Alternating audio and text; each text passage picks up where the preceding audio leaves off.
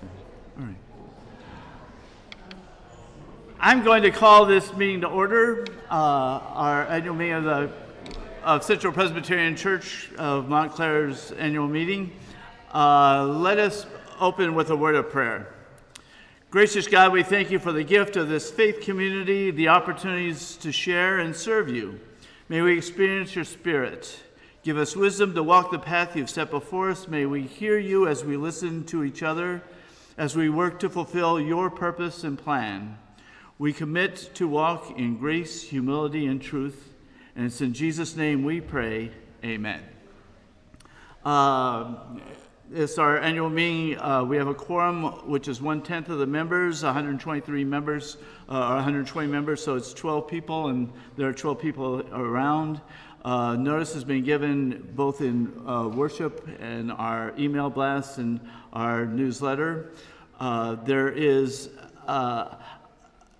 an agenda in the annual report. I'd like to make one suggestion before we approve the agenda, and that is I'll do my report at the very end. We'll have the financial stuff before me and any other reports before me. And with that adjustment, is there a motion to approve the agenda?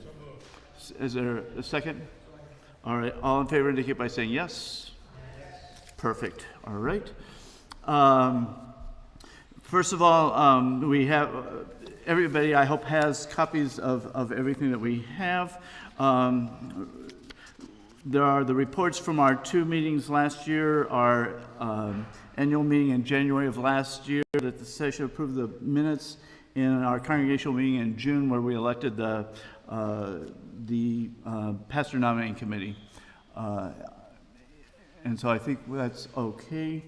We now have the reports.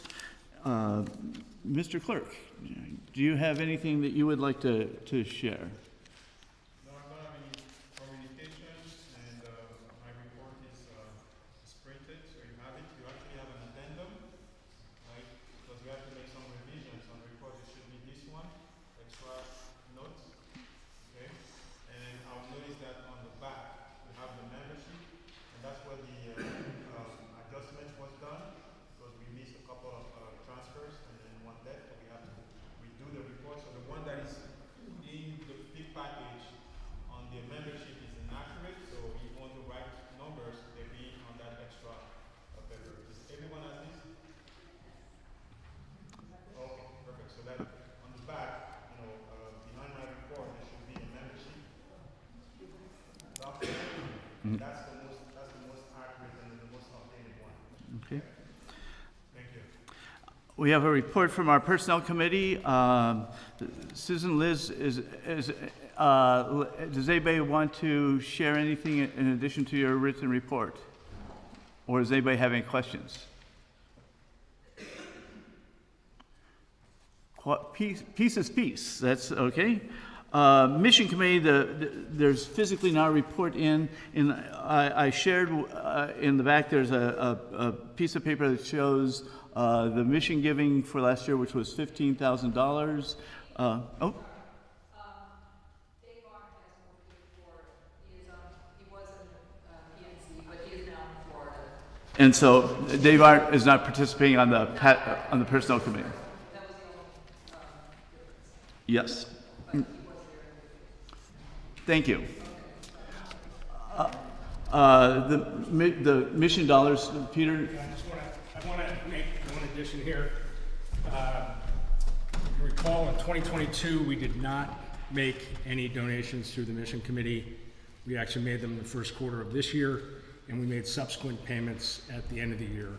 So that's the budget for 2023 was $10,000. We gave $15,000. The Presbyterian Women's Mission Fund, we are permitted to take 5% annually out of that fund.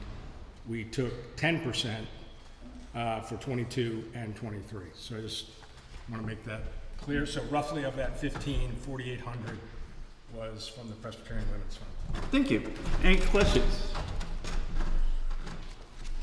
Hearing none.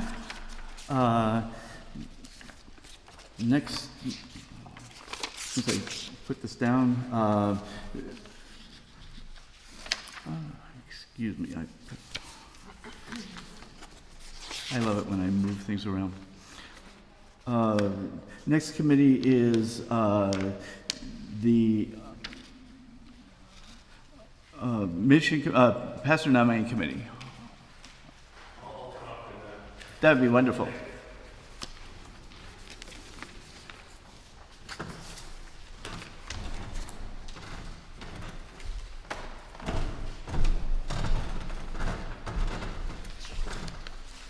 So the good news is that we're really making some excellent progress with the pastor nominating committee. So we've been going now, I'd say just under 6 months. We got the committee together in the summer, and in that time we completed the ministry discernment profile, which, as you may recall from previous updates, is the detailed document that sets out who we are as a church, what our values are, and the kind of pastor that we're looking for. So we spent a couple of months on that. We were told afterwards that we'd actually completed it in record time, which was fantastic. In fact, we then had to go and get that document approved by the presbytery, and the presbytery told us that 2 years is the average time these days to find a new pastor. But I think we're gonna do better than that. We're on course to beat that. That being said, as I think we've said in these updates before, this is not an HR recruiting process. This is not a process to be rushed in any way, shape or form. It is a process within the Presbyterian Church of discernment, of reflecting on our values as a church, reflecting on our community, and reflecting on the person that we want as a church to come and lead us into the next era for Central Presbyterian. And also, more importantly than any of that, it's what God is calling for the leadership of this church, the future of this church, and the future of this community in ministry, fellowship. So these are actually very profound things, and I'm grateful that we've got a wonderful team: Liz, Kim, Susan, Frederick, Erin, and Rolda, a fantastic team, and I think we've been working really well together. So we got the MDP, the Ministry Discernment Profile, published and approved by the Presbytery at the end of October.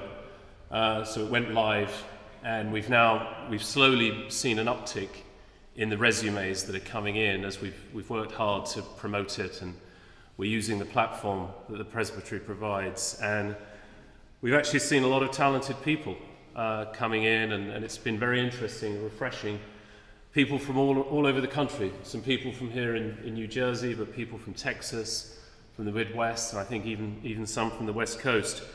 And through the process of sifting through those resumes, we got to a stage where we were able to start preliminary interviews, which we began at the beginning of this month. And we've already, I think, seen at least half a dozen people. And we've had some very difficult decisions to make, because I think that most of the people we've seen have been very impressive. But we're beginning to narrow it down. So in the coming week and next couple of weeks, we've now got some second interviews planned. And those are going to be longer discussions where we really drill down into the candidates' background, their values, and their plans for Central. So we're going to have those long, in-depth discussions. I think we're looking forward to that. So the takeaway is we're making fantastic progress, but we won't rush it. But equally, I think we can make a very good decision and find a very good pastor for this church, probably quicker than the Presbytery thinks is the normal guidelines. And it's a fantastic committee. It reflects the strength and diversity of this church, and we will continue to keep you updated. Thanks very much.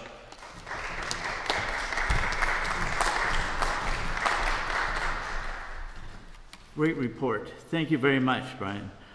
Stewardship. Does anybody have any questions? Okay. Maybe 2 things. All right.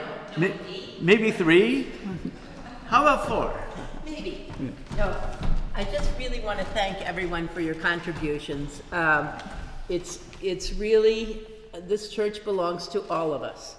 We don't get funding from the presbytery like other churches, like Catholic churches get funding from God on high, I don't know. But the church is our church, and our contributions and our talent make it what it is. So my compliments to all of you, and my thanks to all of you for your generosity. God bless.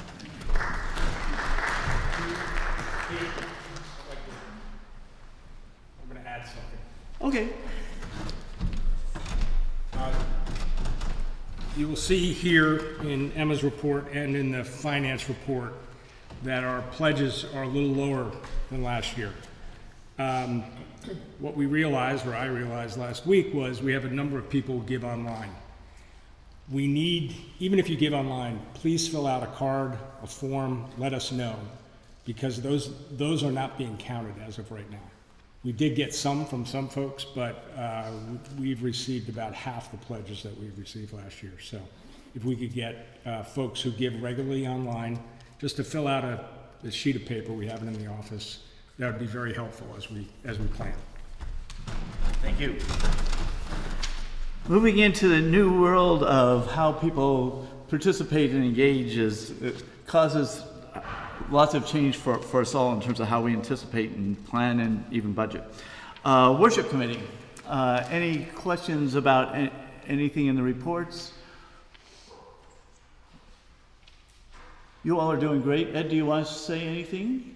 Because Ed, you're really, this church is very blessed with great leadership in our. Oh, please. Quick question.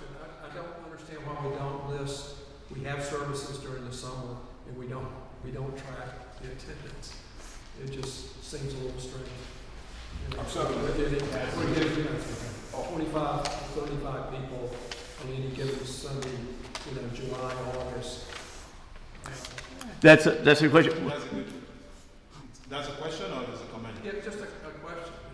Why don't we track it? Oh, it's not really no reason. It's because all the tracking is in this room, so it's just natural when people come, they just put the numbers there. But when on the other side, it's kind of out of the way. So, but I'll write it down and then make sure that this year we keep track of summer as well. Helpful feedback. Any other questions? Any questions for Ed? Fantastic. Communications and spiritual outreach. Aaron, any questions? Anything you'd like to add?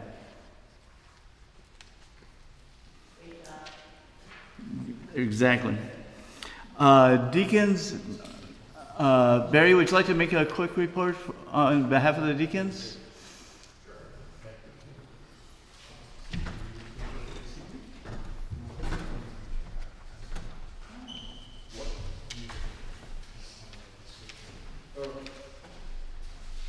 The music report's in here. Read it if you want. I read it in. Oh, do you have any questions? No, but I thought it was lovely, and I think the choir's amazing. Thank you, thank you. I think they're amazing too. You want to sing with us? That would not be amazing. You might be surprised. Yeah, I mean, we got people joining the choir that have been sitting in the pews for 7 years and never expressed a desire to before. So if you're thinking about it, you got nothing to lose by coming to a rehearsal and finding out what you got. And we'll either adopt you or throw you out. Chances are very good that we would adopt you unless you're inflicting some kind of egregious harm on the musical product. Anyway, very happy to be here. It's a great bunch. And keep on being great. Thank you.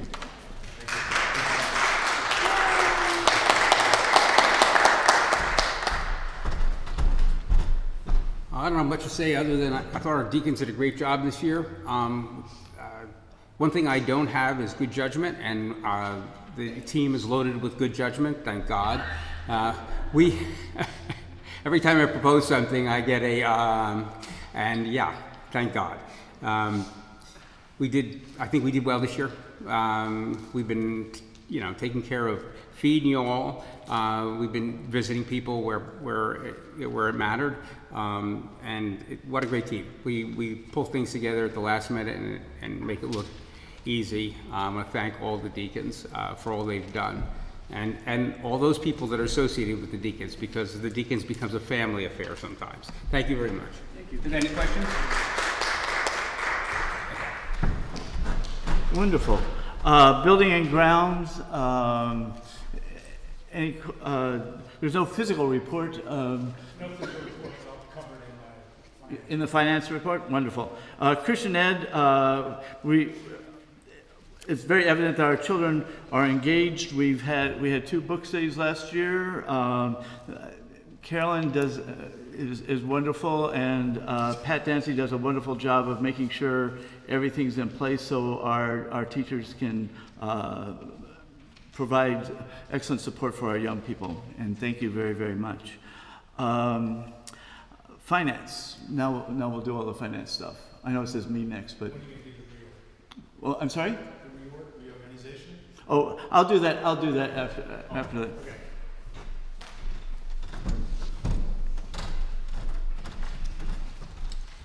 A couple of highlights. I'm pleased to say that our pledges are more in line with pre-pandemic levels. So that, coupled with increased rental this year, put us in very good footing. On the expense side, and this is where buildings and grounds comes in, we knew that the windows in both this building and in the church house were in desperate need of repair and painting. The bid for that work was roughly $60,000. We ended up spending $77,000 because the wood rot was so significant. So fingers crossed, we won't have to do that for a while, but it did have an impact on how much we drew from our endowment. We typically draw between interest income, dividend income, and then just regular monthly draws. We take out about $110,000 to $120,000 a year from our endowment. With the window project and some of the project work we did on the Mint daycare, we actually drew down $222,000. I'm happy to say that the market was up significantly this year. So our endowed dollars did not decline. They remained fairly flat. That's in the report here. What else? I guess I'll take any questions. I think I've spoken about our budget for 2024. The loan, two highlights there, again, are the pledges, which we've basically taken what we have, made some assumptions about what we had this year, and we're at about $120,000 there, which is down from the $153,000 this year. The other big thing I would note that it appears that our net operating income is showing a loss. We did, in the miscellaneous expense line, put $25,000 aside for a new pastor, if we have to move a pastor from the West Coast, if we have to bring pastors in to visit, which I assume will be part of the process. There are dollars set aside so that we can do that. As that shows in the projection model, it's a $36,000 deficit, but we hope to make some of that up with additional pledges and offerings this year. I think that's it. Any questions? That was easy. Yes. Scott's not. One thing that normally happens at annual meetings are the terms of call of the pastor are approved, and because the specific role I have at Central as the interim pastor, I have a contract with the session, and therefore the congregation does not vote on my terms of call. That will probably begin. Actually, it will begin the day you bring somebody in to candidate. That'll be one of the items of action that you'll take. The other thing in Presbyterian churches, the session is responsible for the budget. The congregation does not have any role in approving the budget. But if you notice, we did talk about it as much as we've talked about anything. There's lots of information about how we seek to be stewards of everything, and I appreciate that. The next part of the meeting is one of the things that happened when soon after my arrival, you'll see that there's the next part of the report is a leadership reorganization plan. And about 2017, I believe, when Pastor David was here, the session began to work on finding ways to both streamline how decisions were made and attempt to engage people a little differently in terms of how the world has changed, how the membership at Central had changed, and had started to do preliminary work in this area. And then two things happened. One was the pandemic that kind of cut off lots of the conversations, and then Pastor David retired. And so all that was kind of left in limbo. And one of the things that happened in the last, actually began 2 years ago, was the session realized that the idea of reorganizing made even more sense. And instead of waiting for a new pastor to come in and try to do everything and reorganize, the thought of moving into a new leadership and decision-making process this would be a very good time to begin that process so that we could learn how to do that together and lean into this. On pages 15 through 20 in here is an outline of all the pieces that are involved in this. Briefly, the idea is that the session will begin to meet quarterly with the sole purpose of trying to provide leadership for the church and looking at the direction and focus of ministry of the church. The decisions will then be made by an administrative commission, right? And a mission commission, which involves the administration commission is basically the building and grounds, the personnel stuff, all the admin things that happen in the church. The mission and ministry commission takes care of Christian ed, worship, and our mission committee in terms of how we engage people in our journeys of life and faith.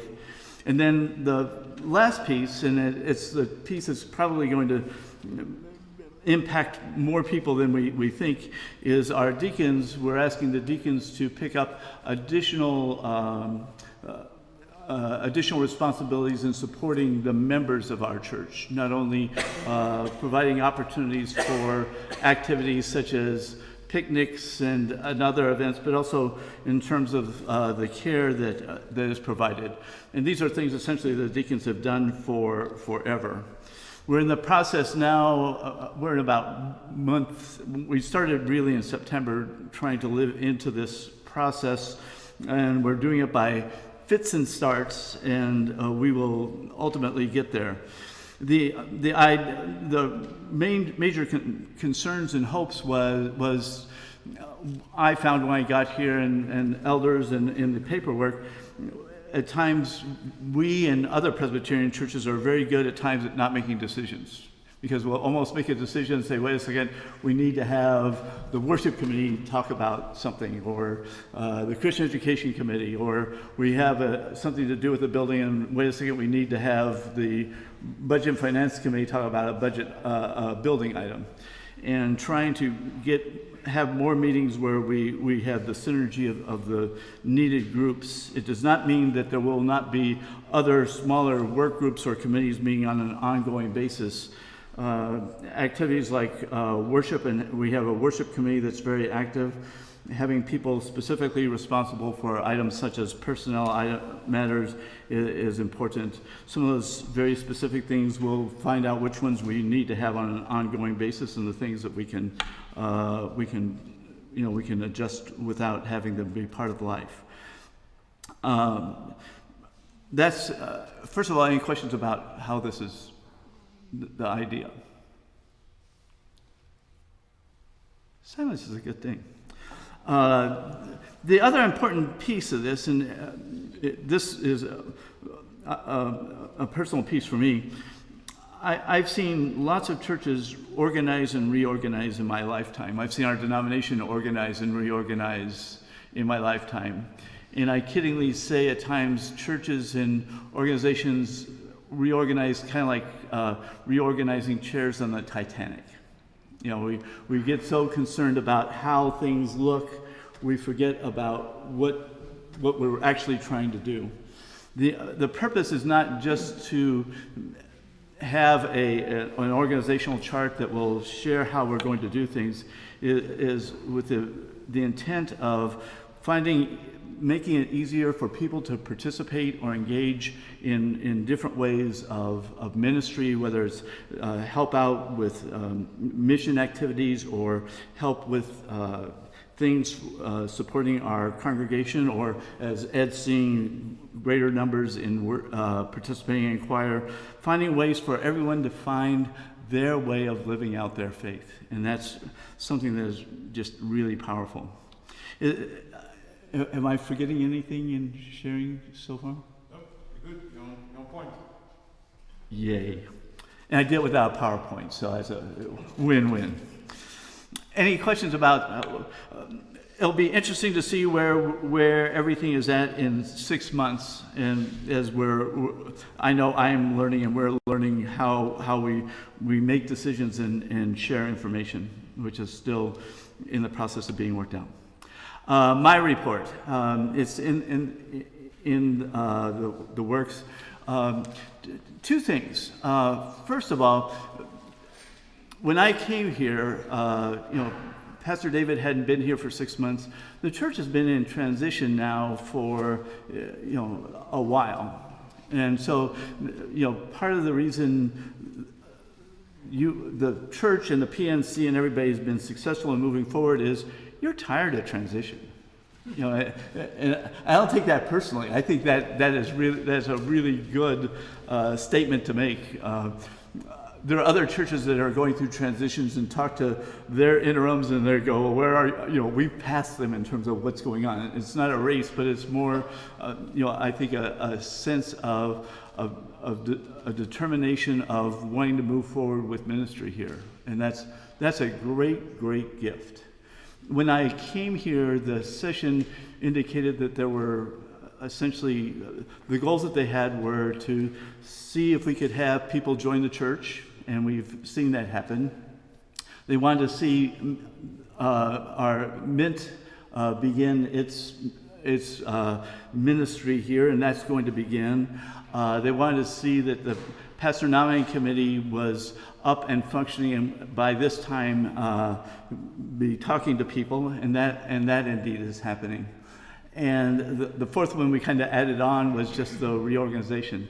The church you all have done a great job of staying focused and in the midst of everything that's gone on, and you've done an amazing job. It's a blessing being here. Frankly, my last goal and my last dream is, this is nothing personal, but I hope this is my last congregational meeting with you, annual meeting. Because that means that the PNC has done their job, and the person that's moderating next year will be the next call pastor. And as people on session know, that will be great, and that's important to do, and I'm excited to see what God has in store for this place. Are there any questions?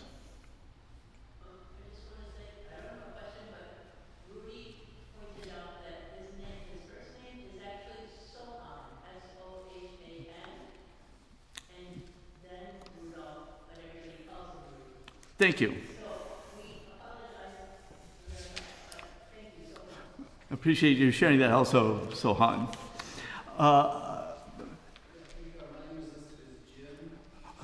In the new report, I got it right, Tim.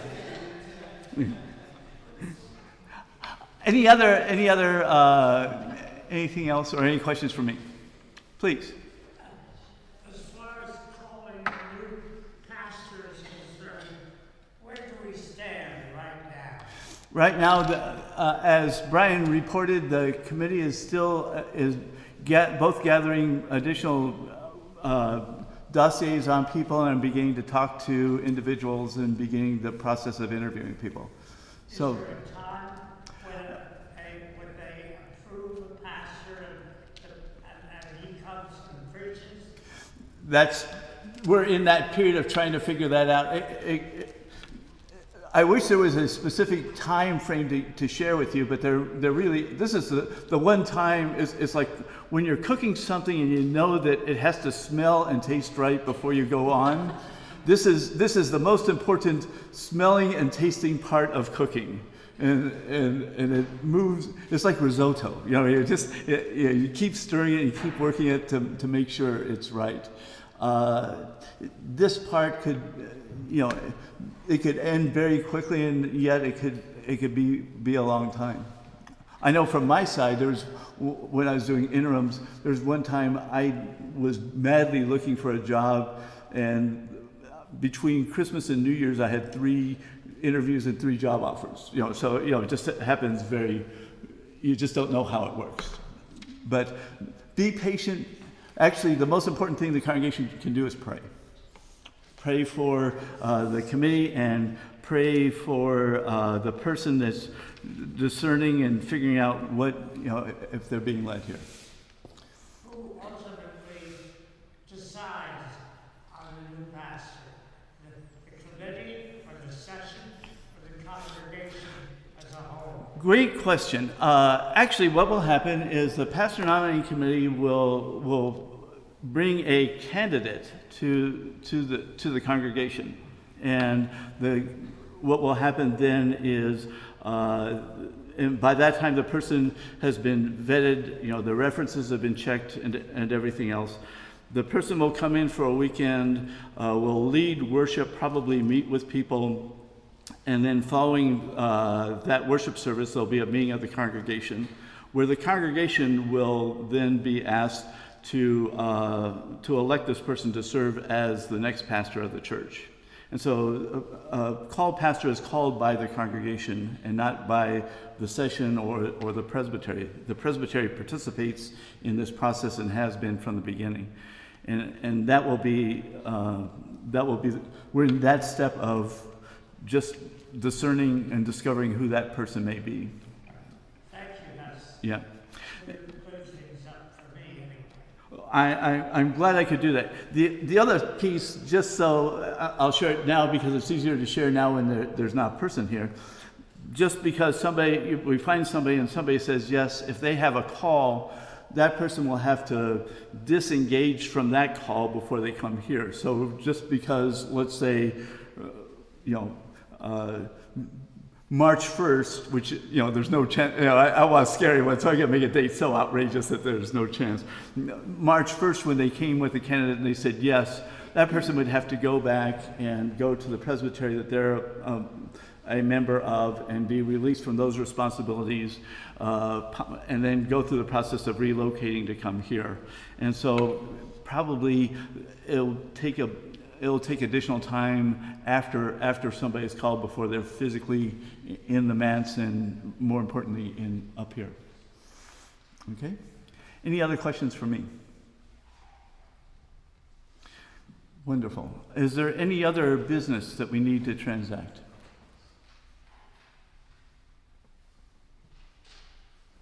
Silence is golden. In that case, is there a motion to adjourn? Is there a second? We have a motion and a second. All in favor indicate by saying yes. Yes. Opposed, say no. And let's close with a word of prayer. Gracious God, thank you for this amazing community. And in the midst of the transitions that we are making, may we truly be mindful of how you continue to lead and guide and comfort us. Prepare us for both the opportunities ahead and prepare the person who is being called next to be here, to be open to listening for you as we seek to listen to you also. Thank you for the giftedness of people. Thank you for the gift of love that we find in Jesus Christ. It's in his name we pray. Amen. Thank you very much.